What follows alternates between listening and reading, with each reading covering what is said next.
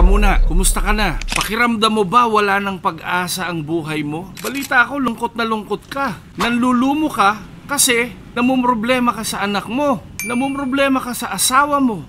Pati yung sarili mo, pinoproblema mo. Kapatid, sabi dun sa awiting natatandaan ko, magsiparito kayo sa akin, kayong lahat ng nangapapagal at nangabibigatang lubha, at kayo ay aking pagpapahingahin. Alam mo ba na yung kanta na yan ay nasa Biblia at mababasa mo sa Mateo 11:28. Magsiparito kayo sa akin, kayong lahat na nangapapagal at nangabibigat ang lubha, at kayo ay aking pagpapahingahin. Palagi mong tandaan, kapag lumapit ka sa Panginoon, kahit gaano karumi, kahit gaano kawasak, kahit gaano kasama, dadamputin yan isa-isa ng Panginoon. Kahit durug-durug na yan, bubuin ulit para mapapurihan ang kanyang pangalan. Kay Jesus, palagi kang panalo. May gagawin ng Diyos na malaki.